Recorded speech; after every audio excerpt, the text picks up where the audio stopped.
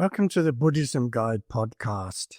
I'm Yeshi Rabgay, and this episode is called No Gods, No Magic, Just You and Your Habits.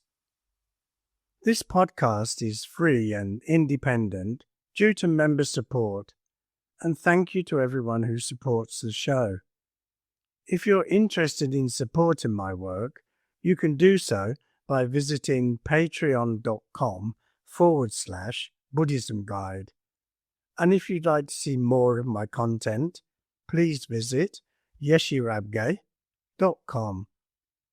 In this episode, I'll be talking about how we can make our own destiny and also giving you a powerful practice called aware. So let's get started. The journey to becoming the person you truly wish to be begins with a single powerful realization. For too long, many of us have been walking through life believing that our circumstances, our struggles, and our reoccurring problems are the result of some mysterious force beyond our control. We often hear the word karma and imagine it as some magical decree handed down from the heavens, a mystical judgment from a higher being that dictates our fate from one lifetime to another. This belief can make us feel small and powerless, as we are merely passengers on a train track laid out by someone else. However, the truth is far more empowering and far less mystical. Karma is not a spell cast upon you by the universe. It's simply the patterns of behaviour you have repeated so often that they've become your habits. It's not magic.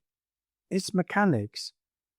It's the direct result of your own actions, and this means that the power to change your life rests entirely in your own hands.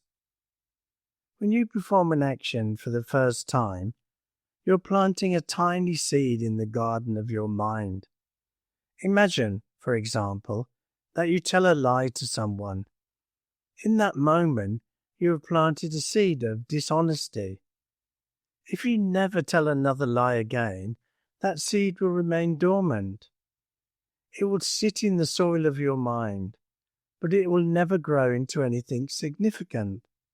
However, if you tell another lie, you are effectively watering that seed. You're giving it the energy it needs to sprout. With every subsequent lie, you water that seed again and again. Soon, it begins to grow roots and stems. It transforms from a single action into a habit, and eventually, it becomes a pattern of behaviour. This pattern is what people call karma. It's not a punishment from the gods. It's a natural consequence of watering a specific seed over and over until it becomes a dominant part of your landscape. As you continue to act in a certain way, this pattern grows stronger and deeper. It begins to weave itself into the very fabric of your character. Eventually, you reach a point where you no longer have to think about the action. You begin to act from your unconscious mind. You lie without consciously deciding to lie. You react with anger without choosing to be angry. In the beginning, when you planted that first seed, you made a conscious choice. You decided to act. But as you watered that seed through repetition, the action slipped out of your conscious awareness and became an automatic reflex. It became your default setting. This is how habits form, and this is how character is built. The frightening part is that we often don't realize we're on autopilot until we look at the results of our lives. The beautiful part, however, is that because you built these patterns, you also have the power to dismantle them. It's crucial to understand that none of this is anything to do with a deity or a higher power judging you. It has everything to do with you. This is the most liberating truth you can embrace. If your life is the result of your own habits, then you're not a victim of fate, you're the architect. If you are an angry person, it's because you have practiced anger. If you're a jealous person, it's because you have nurtured jealousy. If you find yourself lying or stealing, it's because you have repeated these actions until they become easy. No baby is born a thief. No child enters the world as a liar, a cheater, or a murderer. These are not innate traits. They are learned behaviors. And the most important thing to remember about anything that is learned is that it can be unlearned. You have the capacity to change. You have the ability to rewrite your own story.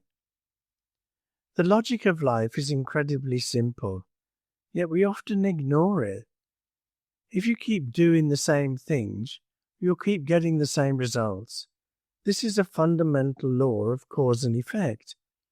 We often find ourselves in situations where we want different outcomes, but we refuse to change our actions.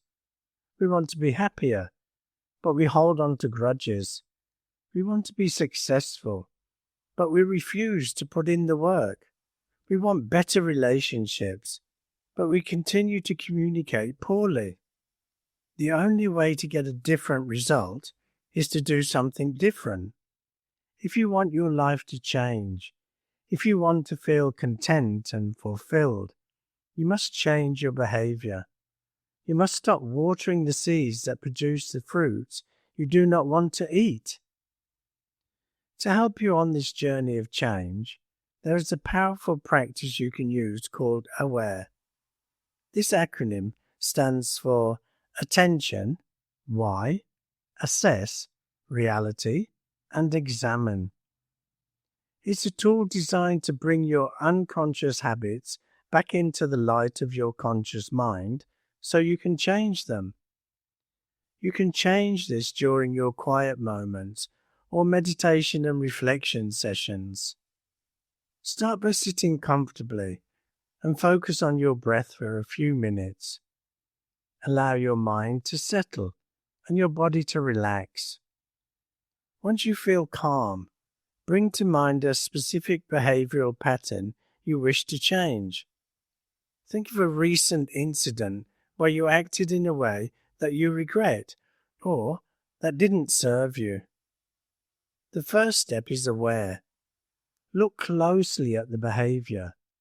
Ask yourself if you are acting from your conscious mind or your unconscious mind. Were you fully present and making a choice? Or were you on autopilot? Was this simply a habit taking over?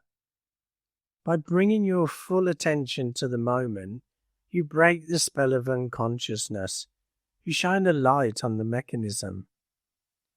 The second step is why. Dig deeper into your motivation. Ask yourself why you acted that way. What was the intention behind your action? Were you trying to protect yourself? Were you seeking approval? Were you acting out of fear? Understanding the root motivation helps you address the cause rather than just the symptoms. Next comes assess. This is where you look at the ethics of your action. Ask yourself if what you did was a kind and ethical way to be. Did your action cause harm to someone else? Did it cause harm to yourself?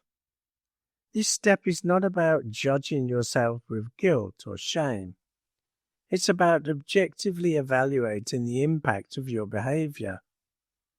Guilt keeps you stuck in the past, but assessment helps you build a better future. The fourth step is reality. Often, when we're running on autopilot, our actions are not based on what is actually happening. We tend to generalize situations or catastrophize these. We tell ourselves stories that are not true. Ask yourself if you are generalizing. Are you assuming the worst? Are you reacting to a fantasy rather than the reality of the moment? Bringing yourself back to reality grounds you and stops the emotional spiral. The final and most crucial step is examine. Now that you've understood your behavior, its motivation, its ethical impact, and its basis in reality, you must explore a better way to act. If you don't want to repeat the same mistake, you must plan a different response. Think of ways to act that are helpful, skillful, ethical, and kind. Visualize yourself in that same situation again, but this time, see yourself responding with wisdom and compassion. By reflecting on this better way to act, you are planting a new seed in your mind. You're creating a new potential. The next time you find yourself in a similar situation, you'll have a choice. You can choose to water the old seed of habit, or you can choose to water the new seed of change. Every time you choose the new behavior, the new seed grows stronger. Every time you choose the old behavior, the old seed gets watered again. This process is not instant. It takes time, patience, and constant effort. You are essentially retraining your brain and rewiring your character. Don't be discouraged if you slip up. Real change happens in the small steps you take every day. The fact that you are aware enough to try is already a massive victory. Start with one simple behavior. Don't try to change everything about yourself overnight. Pick one small habit that you know is holding you back. Maybe it's a habit of interrupting others when they're speaking. Maybe it's a habit of negative self-talk. Maybe it's a habit of putting things off. Focus your energy on changing just that one thing. As you begin to see changes in this one area, you'll feel a surge of motivation. You'll realize that you're not stuck. You'll see proof that you have the power to reshape your own destiny. This success will give you the confidence to tackle other behaviors. Soon, you'll find that the seeds of kindness, honesty, and patience are growing tall and strong in your mind. The old patterns will begin to wither because you've stopped watering them. You'll wake up one day and realize that you are no longer the person you used to be. You will have become someone who acts with intention, someone who chooses kindness over reaction, and someone who understands that they are the master of their own fate. Remember that you are the gardener of your own mind. Every thought you think, every action you take is a seed. You have the power to decide what grows in your life. You don't need to wait for a miracle or pray for a different destiny. The miracle is in your own hands right now. The future you desire is built by the choices you make in this very moment. Embrace the responsibility of your own karma. Celebrate the freedom it gives you. You are capable of profound change. You're capable of breaking free from the chains of old habits. And you're capable of creating a life filled with happiness, purpose, and peace. So start today. Plant the seeds of the person you want to become and watch your life transform into something beautiful. That's it for this episode. I hope you found it of some benefit. And don't forget to check out my website, yeshirabgay.com, or follow me on Instagram at yeshi_rabgay. So, until the next time, bye for now.